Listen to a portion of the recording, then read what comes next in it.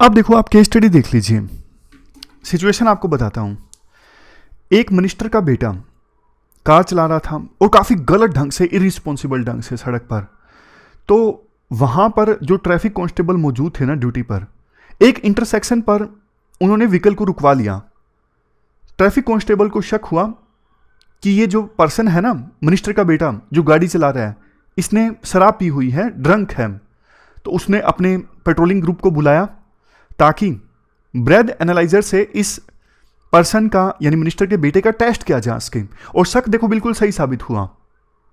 इस पूरे घटनाक्रम में ना 1 घंटा लग गया। और मीनवाइल जो मिनिस्टर के बच्चे करते हैं, जानता है मेरा बाप कौन है, नखरे मारना, मैं अंदर नहीं खड़ा हूंगा, बैठूंगा, और इवन कांस्टेबल को थप्पड़ मारने की कोशिश भी की।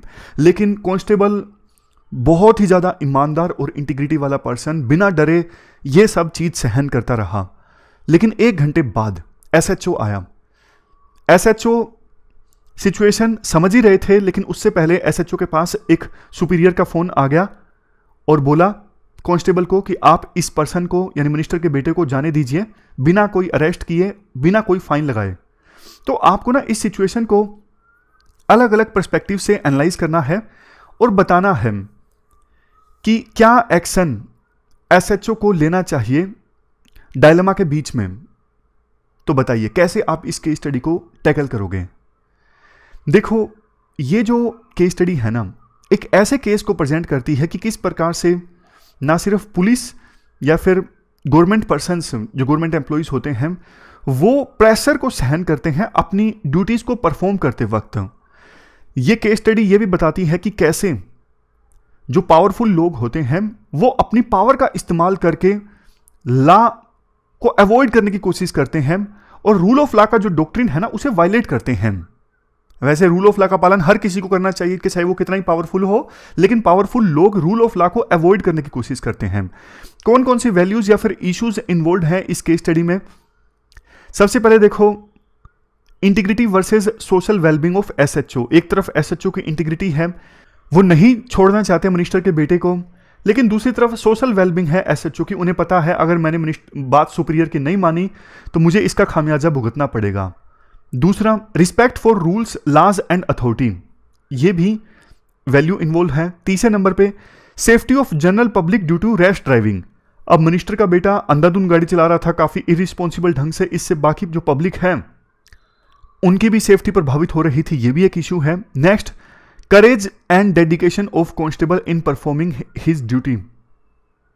कांस्टेबल ने देखो बहुत बढ़िया काम किया, इवन मिनिस्टर का बेटा होने के बावजूद डरा नहीं constable.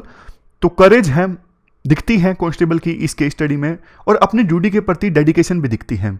Next, rule of law and equality before law. और नेक्स्ट है demotivation to lower officials where their decisions are overruled. Constable अच्छा काम कर रहा था, लेकिन सुपीरियर के फोन आने के बाद अब एसएचओ को आदेश दिया गया है कि आप छोड़ दीजिए, जाने दीजिए। तो इससे जो सबऑर्डिनेट्स है ना, लोअर लेवल पे जो एम्प्लॉइज होते हैं, उनको डिमोटिवेशन आता है। Next, image and reputation of traffic police department. छोड़ देगा एसएचओ तो क्या संकेत जाएगा कि ट्रैफिक पुलिस डिपार्टमेंट जो है वो पावरफुल लोगों को कैप्चर नहीं करता, सिर्फ आम लोगों को हरास करता है। Next, dignity and respect of minister. और सबसे लास्ट में, inner conscience versus external authority. एक तरफ एसएचओ की इनर कंसाइंस और दूसरी तरफ एक्सटर्नल अथॉरिटी, यानी मिनिस्टर एंड सुपीरियर्स।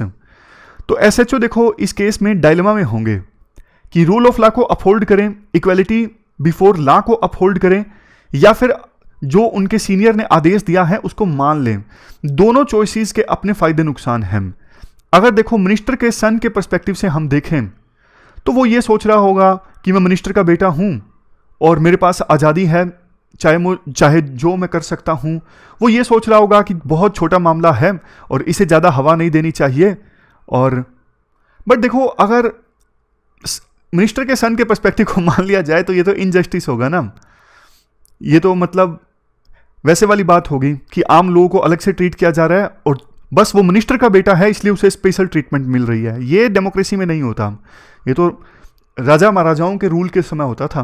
आज के समय में इक्वलिटी बिफोर लॉ है। हमारा संविधान कहते हैं सभी लोग बराबर हैं, सबके साथ इक्वल ट्रीटमेंट होना चाहिए, चाहे वो मिनिस्टर का बेटा हो, किसी ब्यूरोक्रेट का बेटा हो, कोई भी हो।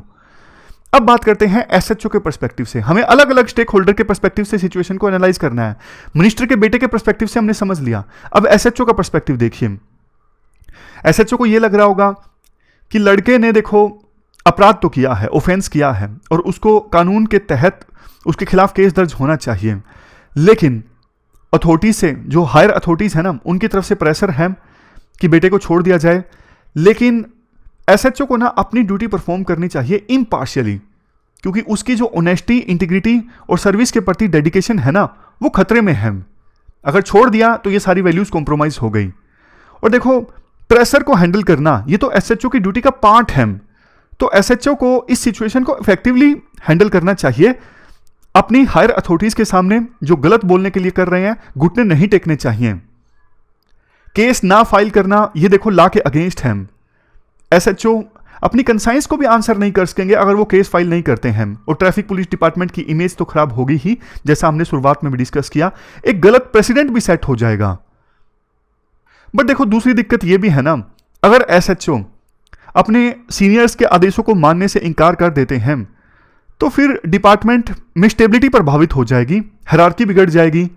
तो एसएचओ को ना यहां पे एक बैलेंस एस्टैब्लिश करने की आवश्यकता है। अपनी conscience, duty to uphold law एक तरफ, और दूसरी तरफ अथॉरिटी ऑफ सुपीरियर्स, मतलब एक तरफ तो सुपीरियर की बात भी किस प्रकार से मानी जाए, साफ साफ इंकार ना किया जाए, दूसरी तरफ अपने कंसाइंस की बात भी माननी है कि छोड़ना नहीं है। कैसे दोनों के बीच में बैलेंस एस्टैब्लिश करेगा एसएचओ, वो देखने वाली बात है, वो लास्ट में देखेंगे। अब कांस्टेबल के पर्सपेक्टिव से देखिए। देखो, कांस्टेबल के पर्सपेक्टिव से तो केस दर्ज होना चाहिए बॉय के अगेंस्ट, वो सफिशिएंट प्रूफ के साथ पकड़ा गया है, और कांस्टेबल तो अपनी ड्यूटी परफॉर्म कर रहा है। मैटर उसने रिपोर्ट कर दिया एसएचओ को, और 1 घंटे तक टेस्ट कर लिया सारा कुछ। अगर अभी केस नहीं रजिस्टर होता है और बॉय को, बेटे को जाने दिया जाता है, तो कांस्टेबल तो बेचारा डिमोटिवेटेड फील करेगा, और आगे से ऑनेस्टी और इम्पार्शियलिटी के साथ काम करने में उसे कठिनाई आएगी। अब मिनिस्टर के पर्सपेक्टिव से देखते हैं। उसको तो ये लगता है कि उसके बेटे को छोड़ दिया जाए और कोई भी केस रजिस्टर नहीं किया जाए। बट देखो, ये तो अथॉरिटी को मिसयूज करने वाली बात है अपने पर्सनल गेन्स के लिए, लेकिन फिर भी वो पुलिस पर्सनल को इन्फ्लुएंस करने की कोशिश कर रहा है। तो ये मिनिस्टर की इंटीग्रिटी के अगेंस्ट है। As a representative of people, minister को रॉन्ग एग्जाम्पल सेट नहीं करने चाहिए। अब बात करते हैं लास्ट में कंक्लूजन की। देखो, इस पूरे केस को कंसीडर करते हुए एसएचओ को केस फाइल करना चाहिए मिनिस्टर के बेटे के अगेंस्ट, और अगर उसे जाने दिया जाता है तो ये तो देखो ड्यूटी में कोताही बरतने वाली बात होगी, इससे गलत ट्रेंड सेट होगा। ये पुलिस के सर्विस रूल्स के भी अगेंस्ट है। आप सिलेक्टिवली रूल ऑफ लॉ को इंपोज नहीं कर सकते, किसी किसी के अगेंस्ट करो, किसी को जाने दो, नहीं, ये नहीं हो सकता। और अगर देखो आप उस मिनिस्टर के बेटे के खिलाफ केस फाइल करोगे ना, आपके जूनियर्स को भी मोटिवेशन मिलेगा कि हमारा बॉस देखो प्रेशर नहीं झेलता और सही काम करता है जो करना चाहिए, तो जूनियर्स को भी मोटिवेशन आता है। और अगर उसने मिनिस्टर के बेटे को छोड़ दिया तो फिर उसे, मतलब छोड़ना ही है मिनिस्टर के बेटे को, तो उसे रिटर्न ऑर्डर मानना चाहिए सुपीरियर से कि आप ना लिख के दे दीजिए कि मुझे छोड़ना है मिनिस्टर के बेटे को। और सीनियर कभी लिख के देंगे नहीं तो डिपार्टमेंट में एक अच्छा संकेत जाएगा कि लॉ जो है वो सबके लिए बराबर है। तो ये पूरी केस स्टडी हमने डिस्कस की।